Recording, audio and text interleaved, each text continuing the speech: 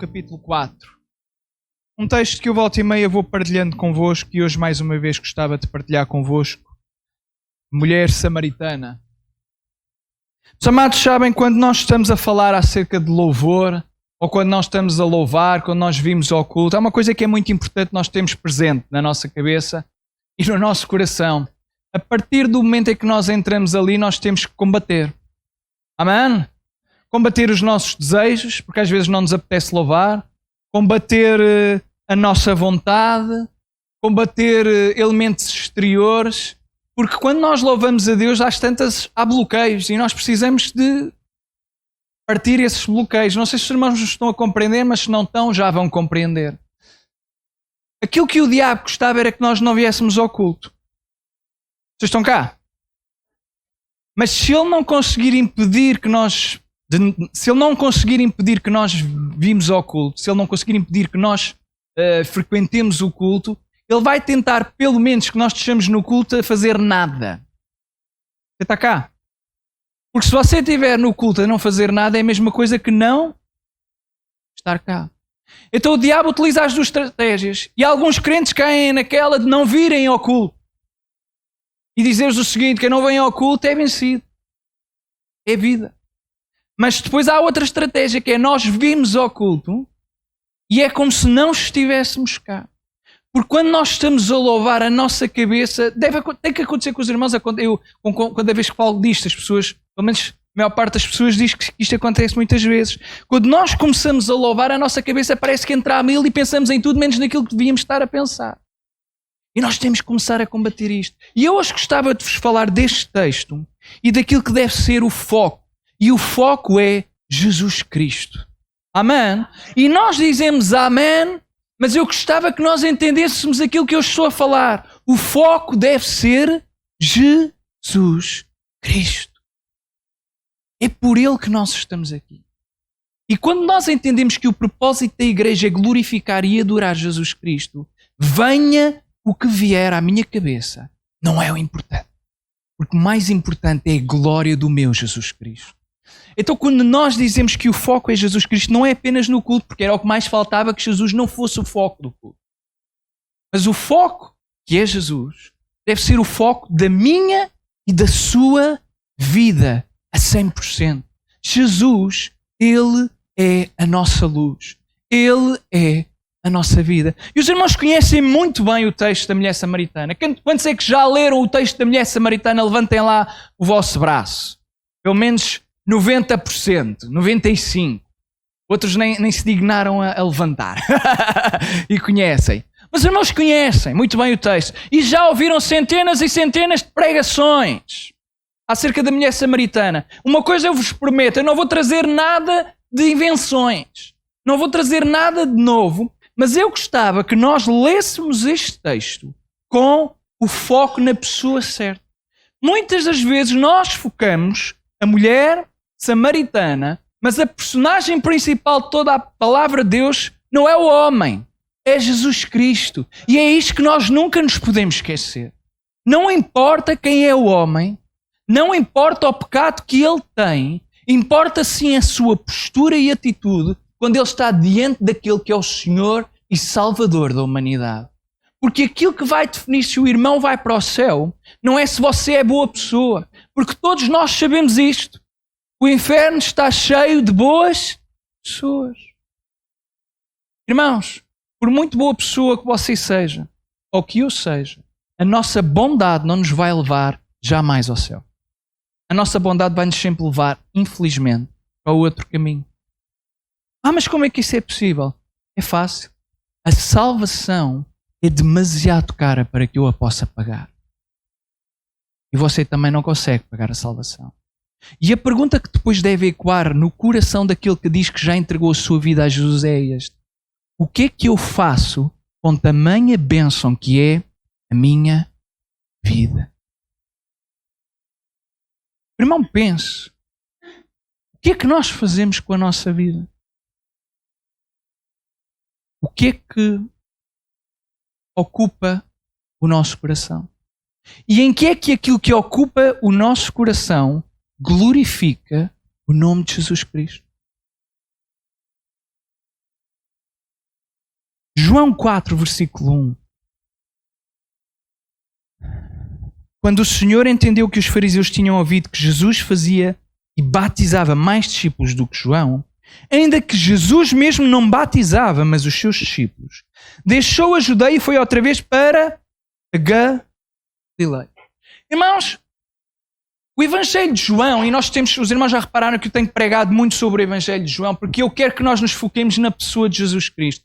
Uma igreja saudável é uma igreja que se foca em Jesus Cristo. Amém? Então, Jesus muda a nossa vida, muda a vida da igreja, muda a vida da cidade, muda a vida do planeta. Basta que nós entendamos quem Ele é. Não do ponto de vista racional, mas acima de tudo do ponto de vista espiritual. Porque é fácil pensar em Jesus como apenas um bom homem, apenas um bom mestre, apenas um bom profeta. Mas Jesus não é apenas isso. Jesus é muito mais que isso. Ele é o meu Deus. E porque Ele é o meu Deus, eu devo lhe entregar toda a minha vida, todo o meu ser, toda a minha alma. Eu estou na dependência, ou devo estar na dependência total de Jesus Cristo. Porque se eu não estou, eu estou metido em trabalhos, irmão. Eu estou metido em trabalho. Versículo 4 tem uma expressão que é um apontamento da literatura joanina. É a expressão era-lhe necessário. Era-lhe necessário passar por Samaria. Jesus estava em Galileia, na Galileia. Não, Jesus estava na Judeia, desculpa, deixou a Judeia, foi outra vez para a Galileia e era-lhe necessário passar por Samaria. Os irmãos sabem, e não vale a pena estar sempre a falar disto, porque às tantas, nós pregamos muito, eu prego muito, porque sou pastor, não é? Prego muito, muitas vezes, é isto que eu quero dizer. E às tantas nós focamos muito em pormenores, mas os irmãos sabem isto muito bem. Samaritanos e judeus não é mais do que isto, não se dão. Eles são inimigos quase mortais. Para o irmão compreender o que era um judeu contra o samaritano, o irmão tinha que pensar assim: o que é que o irmão pensa de um radical islâmico e pensar que Jesus vai ter uma cidade onde existem radicais islâmicos? Está a perceber mais ou menos isto? É mais ou menos isto que está a acontecer. Os samaritanos e os judeus eram inimigos quase mortais. E Jesus de repente diz João, era-lhe necessário. E este é o apontamento de que há uma intervenção divina que é necessário acontecer no tempo devido quando Deus assim estabelece. Irmão, dizer-lhe o seguinte: você que espera um milagre, quando a expressão chegar a Deus e Deus dizer é-me necessário tocar na vida dele, eu garanto-lhe que você e a sua vida muda radicalmente. Porque quando Deus opera, Deus opera. Era-lhe necessário. E aqui é a estranheza. João apela a que o leitor para o qual, a audiência para a qual ele estava a escrever, pensasse e focalizasse geograficamente o que estava a acontecer. Ninguém passava por Samaria sendo judeu. Os judeus davam a volta a Samaria. Não passavam por lá, não sujavam os pés com aquela terra suja, embruscada por samaritano. E só o facto de João dizer que lhe era necessário passar por Samaria, levanta logo aqui uma data de leves. Foi, pois, a uma cidade de Samaria chamada Sicar, junto da herdade que Jacó tinha dado ao seu filho José. Então, João aponta para a história e para a geografia, e o leitor que conhece a Bíblia de repente começa a... Tem uma... A ideia é um relato vívido e histórico daquilo que está a acontecer. Você começa a entender que o lugar onde Jesus está não é apenas uma cidade qualquer, é uma cidade onde Deus já desenvolveu um plano, onde Deus já tinha atuado no Velho Testamento. É terreno onde Deus já tinha trabalhado. Você está a entender?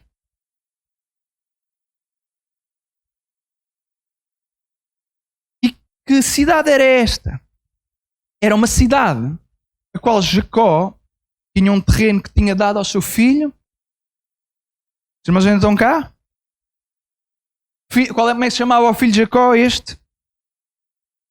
E estava ali a fonte de Jacó. Jesus, pois, cansado do caminho, assentou-se assim junto da fonte. Era isto quase a hora sexta. Irmãos, não querendo deter-me em pormenores que não têm pelo menos o foco da minha mensagem, mas este versículo 6 é para que não haja dúvidas que Jesus era 100% humano. Você está cá? Está cá ainda? Então ele cansou-se e arranjou um lugar para se sentar. E o lugar onde ele se senta é junto à fonte. E é curioso o sítio que Jesus escolhe para se sentar. Porque o irmão sabe, as cidades antigas eram construídas com base onde a água estava. Porque se há coisa que ultrapassa qualquer hierarquia, qualquer estrato social, é o facto de todos termos fome e sede. Então as cidades, porque não havia as canalizações que hoje nós temos, eram construídas de acordo com a localização dos veios de água. E os poços eram construídos porque o rei bebe e o mais pobre do rei também bebe. Então quando havia água, as cidades construíam à volta. E se o poço secasse, toda a gente tinha que sair e buscar outra fonte. Faz sentido? Não sei se faz algum sentido, pode dizer, já nada faz sentido. Vocês estão cá ainda? Jesus está sentado numa fonte, que é o lugar onde toda a população da cidade vai buscar aquilo que é a sua necessidade mais básica.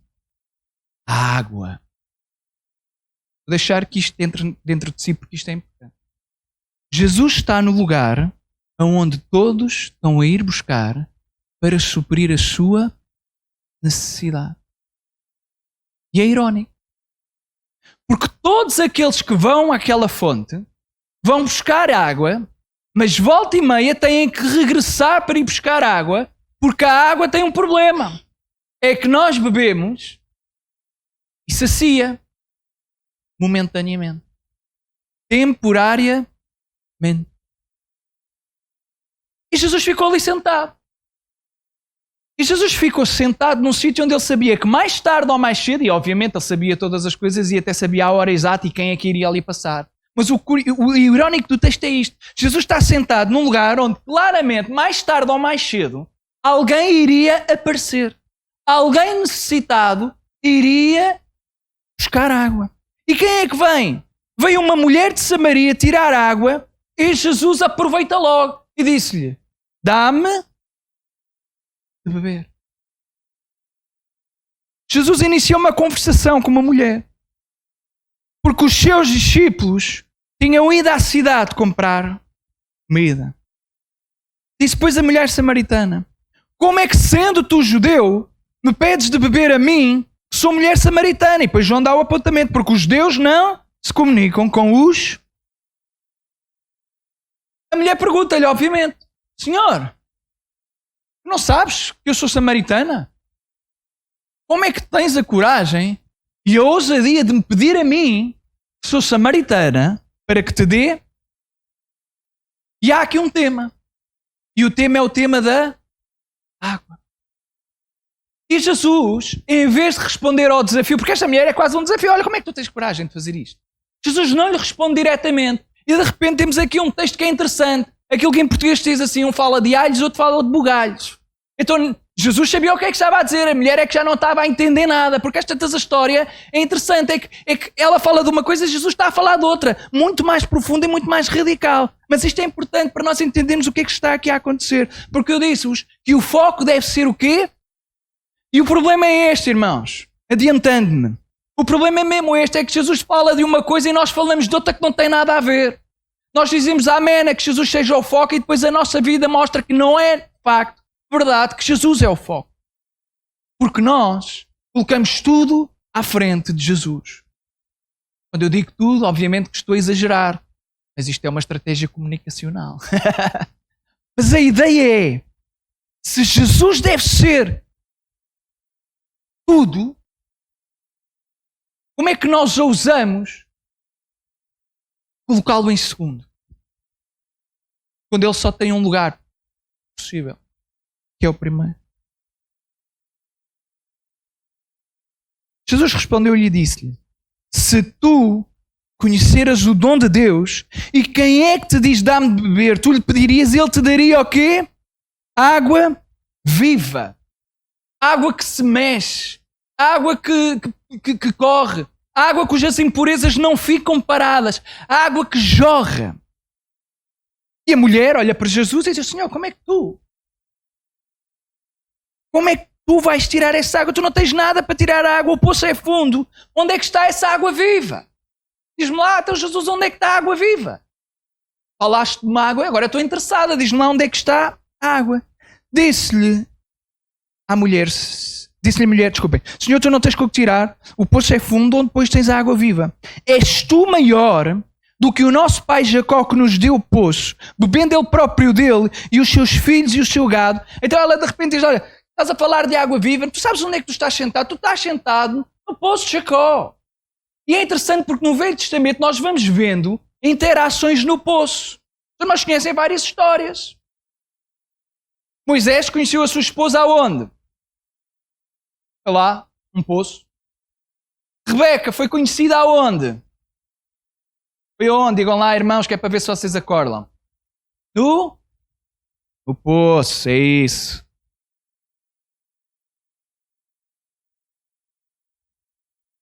És tu maior do que Jacó? És tu maior do que aquele que fez este poço? És tu maior do que aquele que construiu este poço? És tu maior do que o fundador e aquele pela qual esta cidade existe? E hoje nós estamos aqui e vivemos porque existe água neste poço. Jesus respondeu e disse: sabes, qualquer que beber desta água tornará a ter sede. E isto é aquilo que nós sabemos na nossa vida humana. Bebemos a água, mais tarde ou mais cedo vamos ter que voltar a beber. Porque a sede não dá para aplacar eternamente. Mas aquele que beber da água que eu lhe der, nunca terá sede, porque a água que eu lhe der se fará nele uma fonte de água que salta, que jorra para a vida eterna. Deus está a falar, obviamente, não de água física, de água espiritual. Ele está a dizer àquela mulher: olha, tu vens em busca de uma coisa física que precisas para viver. Jesus sabe disso. Mas eu gostava de dizer que aquilo que tu anseias e buscas na tua vida é extremamente efêmero. Tu hoje podes procurar conforto, tu hoje podes procurar ter as maiores bênçãos neste mundo, mas vai-te faltar sempre alguma coisa, porque aquilo que Jesus está a fazer é traçar limites. Ele está-lhe a dizer: olha, aquilo que tu vens buscar é limitado à tua vida aqui, mas a tua vida aqui não é apenas isto, porque quando isto terminar há uma eternidade. Irmãos, eu disse isto, penso que foi em Orem, a semana passada. Eu cada vez penso mais nisto, isto quebra o meu coração. Como é que é possível nós vivermos? E vimos crentes também a fazerem isto. Eu não entendo, irmão. Nós não vivemos para este mundo. Você está cá? Os irmãos não respondem, paciência. Já não digo mais se o irmão está cá. Vou pregar como se estivessem cá ou se não tivesse. É igual. Não é nada igual. Eu sei que está calor, mas os irmãos fiquem comigo, porque eu acho que isto é importante. Eu acho que isto é mesmo importante. Nós vivemos neste mundo buscando os prazeres deste mundo e gostamos de estar com isto, com aquilo e com os amigos e não há problema nenhum nisso, não é isso que eu estou a criticar e com a nossa família, não é isso, irmãos. O irmão faça isso tudo, mas não se esqueça de Jesus, por favor, porque se você se esquecer de Jesus, no dia em que você morrer aqui, meu amigo, você vai se arrepender duramente daquilo que andou a fazer. Porque ou nós colocamos Deus em primeiro lugar, ou nós estamos tramados. E nós ficamos adormecidos. Daí eu falar da estratégia do diabo, porque nós achamos, não é porque o irmão vem ao culto ou porque eu venho ao culto, e nem sequer é porque eu prego que eu sou salvo, não é porque eu prego que sou salvo. Eu sou salvo porque eu aceitei Jesus como meu Senhor e Salvador, e eu acredito que Ele é a coisa mais importante, irmãos. E Ele é a prioridade da minha vida. Ele é mesmo a prioridade da minha vida. E eu amo a minha família. Mas Deus é a minha prioridade. Deus é a minha prioridade. Deus é a minha prioridade. E nós devemos colocar Deus como nossa prioridade. Se eu não estive cá, o Tiago, pelos vistos, pregou o Mateus. E falou daquilo, buscai a sua justiça e todas as outras coisas vos serão a... Penso que terá sido mais ou menos isso que ele terá pegado, pelo menos pelo que eu percebi da ata. De todo modo, este não é todo modo, é mesmo isto, desculpem, a expressão está errada. É mesmo isto. É buscar primeiro Jesus. Buscar primeiro Deus. E depois o resto é-nos acrescentado. Porque, irmãos, nós não podemos dizer que não temos... Jesus, o cristianismo retira-me muito tempo. Nós temos tempo para tudo, menos para Deus. E aquilo que Jesus está a fazer com aquela mulher samaritana ela está a falar de uma necessidade, ela precisa de uma necessidade que é terrena. E Jesus está a dizer, olha, eu percebo que tu precisas de água, mas há algo que é muito mais importante do que a água. E aquilo que é mais importante é aquilo que eu te consigo dar. É esta água viva. Não é preciso ir buscar, porque de repente Jesus está a apontar profeticamente para aquilo que iria acontecer. Aquele que aceita Jesus é como se a vida nascesse nele de novo. Porque, irmãos, aquilo que nós vemos no mundo é pessoas cheias de dinheiro, cheias de poder, e aquilo que nós diríamos é, esta pessoa tem tudo para ser feliz. E de repente são as pessoas mais infelizes do mundo. Têm tudo e não têm ao mesmo tempo nada. Nada. Mas nós podemos até ser pobres. E eu não estou a dizer que sou pobre, graças a Deus. Mas há pessoas que são pobres. Mas eu digo-vos uma coisa. Melhor é ser pobre com Jesus do que ter toda a riqueza do mundo e no final perder a minha alma. Uma fonte de água que salte, jorra para a vida. A nossa vida eterna está em jogo, irmão. A nossa vida eterna está em jogo e o jogo começa aqui na nossa vida. E o que é que nós fazemos com a nossa vida? Volta a esta pergunta. O ser igreja é sermos seguidores de Jesus Cristo. E aquilo que é a minha oração todos os dias é que nós possamos ser de facto a igreja de Jesus Cristo. Amém? Que cada um de nós se possa entregar. Então o texto é belo, porque Jesus está sentado na fonte, estão a falar de água, a mulher não está a entender. E Jesus está a dizer, olha, mais importante do que este poço de Jacó, mais importante do que a água que está lá no fundo, que até pode ser deliciosa e fresca. Deixa-me dizer que a coisa mais importante é a água que eu posso colocar no teu coração se tu me aceitares. Porque o Evangelho de João está sempre a traçar este itinerário, que é personagem versus Jesus, reação à pessoa de Jesus. E a pergunta que eu gostava de fazer a você é, qual é a sua reação a Jesus Cristo? Eu amo muito o Senhor. Então qual é o tempo que dá ao Senhor? Uma pergunta de retórica. Não estou à espera que os irmãos respondam. Não, era retórica, irmã. Mas é verdade. Deve ser todo o dia. Em tudo aquilo que nós fazemos, nós devemos orar, glorificar o nome do Senhor, obviamente. Se estamos a trabalhar, o pastor, irmãos, não me interpretem mal a pensar que o pastor agora é aqueles tipos de pastor que está a dizer para você deixar o seu trabalho. Não faça isso, não deixe o seu trabalho. Continue a trabalhar. O que eu estou a dizer é que nós temos tempo para tudo, mas coloquemos Deus como prioridade.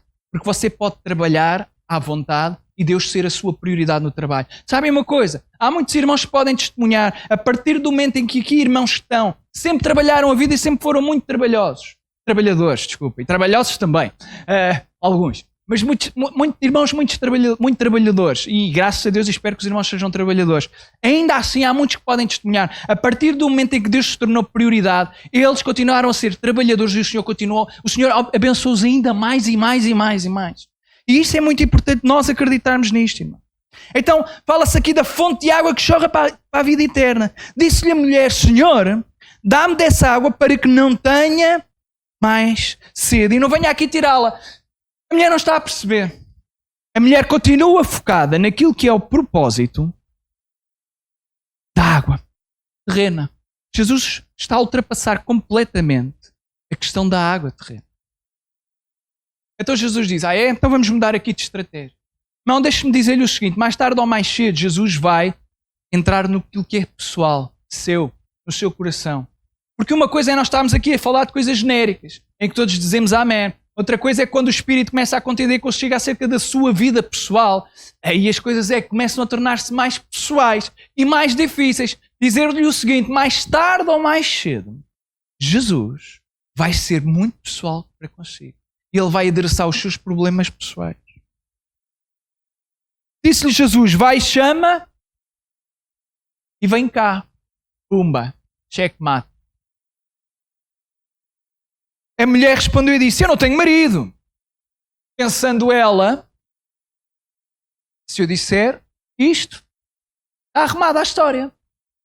Não tenho marido, pronto. Então não tens marido, então não tens ninguém para chamar. Mas Jesus conhece-nos melhor do que nós. E Jesus dá-lhe um elogio. Disseste bem. Não tenho marido. Porque tiveste 5 e o que agora tens não é teu marido. Por isso disseste com verdade. E aquela mulher até é aquela história de se tivéssemos um buraco. Mas já imaginaram? Não é preciso imaginar. Você já teve em orações e estar a orar e o Senhor mandá-lo? Não sei se já aconteceu consigo. Já aconteceu comigo, portanto vou dar um testemunho para mim. E acontece muitas vezes. Eu estar a orar, a falar e o Senhor diz-me assim, olha, e se estivesses caladinho? E ouvisses-me? E Deus começa a falar aquilo que eu faço. E eu meto a viola no saco e ouço. Porque Deus conhece-me muito bem. E às vezes ponho-me a ver a minha vida da perspectiva de Deus. E a minha oração muda radicalmente. Aí é que eu começo a pedir perdão a sério dos pecados que faço. Porque quando eu entendo quem eu sou verdadeiramente. E sabem como é que nós entendemos quem somos verdadeiramente quando somos confrontados com Jesus? O confronto de Jesus não é para a morte, é para a mudança radical de vida. Irmão, não se esqueça disso. Jesus não tem prazer em aniquilar. Jesus não tem prazer em matar. Não é esse o seu propósito. O seu propósito é que você mude de vida para que você se foque naquilo que é o mais importante. E o mais importante é aquele que nos dá todas as coisas. Jesus Cristo, o nosso Senhor e Salvador.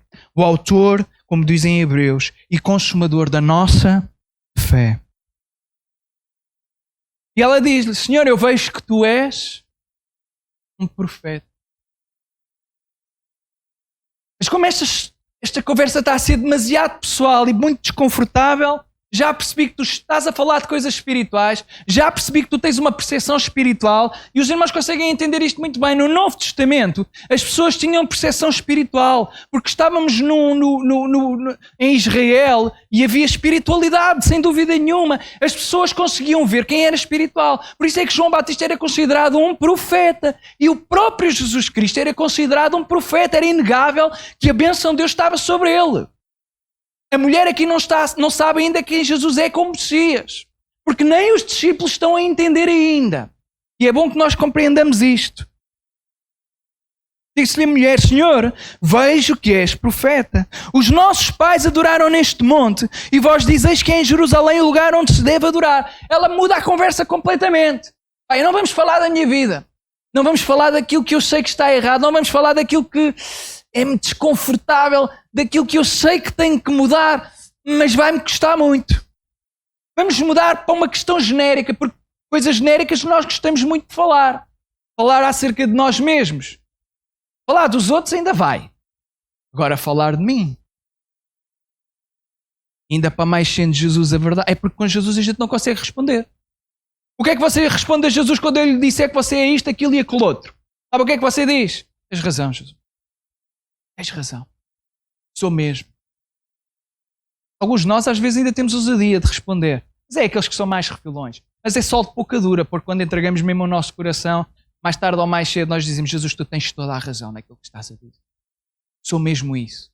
E é por isso que eu preciso da tua graça e da tua misericórdia. Então ela fala, uma vez que tu és profeta, olha, responde lá aqui uma questão. Onde é que se adora? Nós aqui em Samaria temos um templo também. Vocês dizem que é lá em Jerusalém. Nós adoramos no templo, porque o templo deles era no monte. Então diz-me, já que és profeta, onde é que se deve adorar? Disse-lhe Jesus, mulher, qual é a expressão que diz na vossa Bíblia, irmãos? 21, versículo 21, para aqueles que estão perdidos. Mulher, o quê? Crê-me. Esta expressão crê-me é um mandamento que Jesus está a dizer. Jesus não está a dizer simplesmente, olha, crê se quiseres. Não, Jesus está a dizer, olha, acredita. Acredita, porque se tu não acreditares, vai haver consequências. Você é livre de não acreditar, mas dizer-lhe o seguinte: ou acredita e tem consequências positivas, ou não acredita e vai ter na mesma consequências, não vão ser positivas. Crê-me que a hora vem em que nem neste monte, nem em Jerusalém adoreis o Pai. Adorareis o Pai. Ele está a dizer, olha, vem aí um dia, está a chegar a hora, é que nem vocês aqui neste templo, nem lá os judeus em Jerusalém vão adorar o Pai. Vós, pois ele diz, vós adorais o que não sabeis, nós adoramos o que sabemos, porque a salvação vem dos judeus. E agora veja, o que é que Jesus está a dizer? Porque nós sabemos o que é que estamos a fazer, porque a salvação, as profecias dizem que a salvação vem dos... Mas a salvação está ali a falar com aquela mulher, irmãos. Ele é Jesus que é judeu e ele está a dizer, a hora vem em que nem é em Jerusalém, nem é aqui. Vocês adoram aquilo que não conhecem, aquilo que não sabem, nós aquilo que sabemos, porque a salvação vem dos judeus. E versículo 23 diz assim, mas a hora vem, e agora é. Isto é um paradoxo. Já pensaram nisto?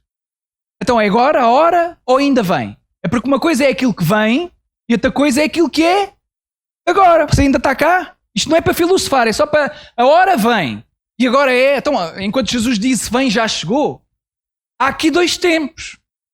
E isto tem a ver com o tempo escatológico de Deus, tem a ver com teologia. Mas não é filosofia. É isto mesmo. A hora vem. Significa que é o tempo pré-estabelecido e determinado por Deus, mas esta hora vem, é o tempo anterior. O que é que isto significa? Deus está acima do tempo. Você está cá? Deus não... Nós, seres humanos, temos o tempo linear. Então nós sabemos que é antes, agora e depois. É isto que há. Nós precisamos... Mas isto já aconteceu? É agora ou ainda vai acontecer? E aquilo que Jesus está a dizer, olha, a hora vem, que é o tempo de Deus, aquilo que é a eternidade, anterior e posterior, e agora é a hora linear dos seres humanos, em que os verdadeiros adoradores adorarão o Pai em espírito e em verdade, porque o Pai procura os tais que assim adorem. O que é que Jesus está a dizer? Olha, o tempo que tu estás a viver hoje é o tempo em que o tempo de Deus tem um encontro com o tempo dos homens, e é neste tempo que os verdadeiros adoradores vão adorar, e este é o tempo. Este é o tempo. O tempo em que nós adoramos em espírito. E aquele que adora em espírito adora o Pai em verdade. O irmão já entendeu, não sei se alguma vez tinha lido isto desta perspectiva. Mas a hora vem e agora é. E de repente fala acerca de adorarmos em espírito o Pai. Mas nós adoramos em espírito o Pai através de Jesus Cristo. Então na própria adoração que nós fazemos aqui neste culto está a Trindade sempre. Há uma Trindade na adoração. Você quando adora está a adorar o Espírito, está a adorar o Filho e está a adorar o Pai. Amém? E isto, irmãos, isto é espantoso. É espantoso. Porque está aqui Deus. Está aqui Deus e o que Jesus está a dizer é que Deus procura aqueles que o adoram em espírito e em verdade. Por isso é que quando nós entramos nestas portas e temos que estar com espírito de adoração, os irmãos já viram isto. Espírito de adoração não é aqui que começa. Já começou durante a semana. Você tem que consagrar a sua vida para quando chega a este lugar, poder adorar, porque diz aqui, o Pai procura aqueles que adoram assim. Você adora em espírito e em verdade? Eu espero que sim. Devemos procurar fazer isso. Deus é espírito e importa que os que o adorem em espírito e em... Por isso é que quando há aqueles bloqueios no louvor, nós precisamos de combater e dizer, Jesus, eu não sei o que é que se está a passar, mas eu não estou a conseguir. Quebra isto no teu nome. É isto que nós temos que fazer, irmão. Porque na adoração nós temos que pressionar, temos que avançar, porque a vida cristã é um combate e os cultos também são um combate. Isto não é espiritualizar nada, porque o culto é simplesmente espiritual. Porque é que o sofá é tão bom, tão bom, tão bom, e a melhor hora do sofá é sempre antes do culto. É a hora melhor. O irmão não faça nada ao teste, senão não vem ao culto.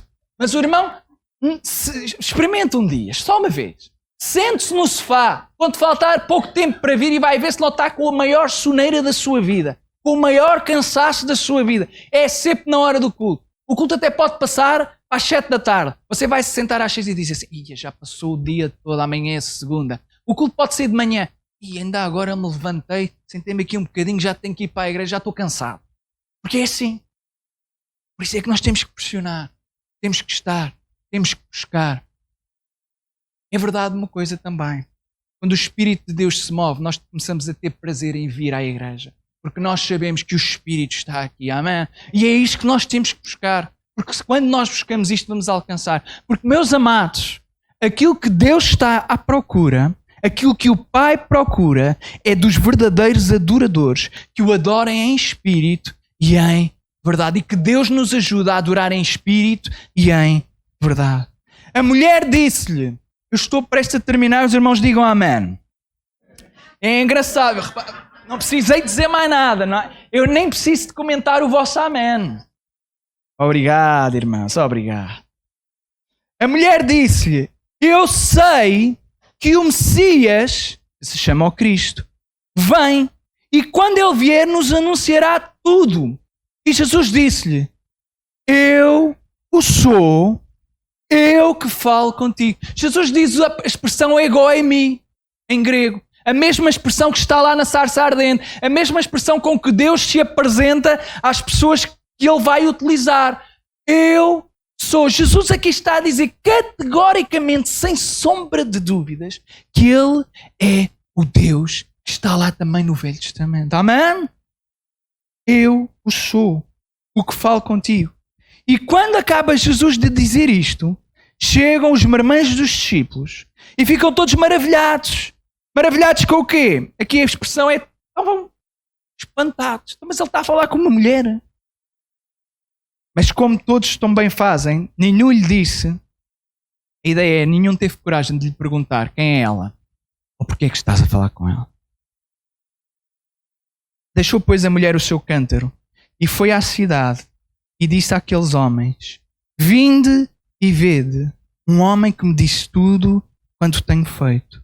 Porventura não é este o Cristo? Saíram, pois, da cidade e foram ter com ele. E no versículo 29 nós entramos naquela temática que falámos no início de João, os irmãos que estiveram cá. Venham e vejam. Vinde e vede. É a chamada do discípulo. Você está cá. De repente esta mulher, depois do encontro com Jesus, há algo que desperta no seu coração e ela torna-se uma missionária. E vai chamar os outros para virem e verem quem Jesus é. Porque não dá para explicar Jesus. Você tem que chamar para que a pessoa veja, experiencie e sinta por ela quem Jesus é. Porque você pode ter o discurso todo que quiser e apresentar Jesus. Mas a pessoa tem que conhecer Jesus. Porque Jesus não é apresentado apenas por se falar. Jesus às tantas tem que ser experimentado. E esse não é o nosso plano. O nosso plano é o convite. Vem e a experiência Jesus faz tudo. Amém? Termino com o versículo 31. Entretanto, os seus discípulos lhe rogaram dizendo, Rabi, come. Vocês estão a perguntar, pastor, o que é que termina com este texto? Esta mulher, depois de ter uma conversa com Jesus, uma só conversa, ela entende que Jesus é profeta, sabe que o Messias que haveria de vir iria anunciar exatamente aquilo que Jesus está a anunciar e de repente ela perde, se é que tinha alguma, mas aparentemente pelo contexto sim, vergonha, e chama a cidade para vir ver um homem que tudo sabia acerca dela. Os discípulos chegam e tratam Jesus por mestre. Sabe o que é que isto significa? A mulher numa conversa teve a percepção que Jesus era o Messias. Os discípulos já estavam com Jesus há uma data de tempo e ainda o tratavam simplesmente como um. E às vezes aqueles que estão mais próximos e que supostamente deveriam aprender mais são aqueles que menos conhecem a Jesus Cristo. Porque agora entra noutra temática. Eles estão preocupados com o mestre que precisa de comer. Irmãos, está a acontecer um avivamento e eles estão ali preocupados com a questão da comida. Qual foi a conversa que o homem, que Jesus teve com aquela mulher? Acerca de água e da perspectiva das coisas terrenas não serem mais importantes que as coisas espirituais. E lá vêm os marmãs. Mestre, come. Já viram como nós às vezes estamos tão preocupados com as coisas acessórias que esquecemos quem Jesus é de facto? Deus tenha misericórdia e que nos ajude para que possamos olhar para Jesus na forma como Ele de facto é. Irmãos, Ele não é apenas o nosso Mestre. Ele é o nosso Senhor. Ele é o nosso Deus. E nós, irmãos, nós devemos-lhe tudo. Tudo. Tudo. Então entregue-lhe tudo. Porque Ele é merecedor de tudo. Amém? Vamos ficar em pé e vamos orar.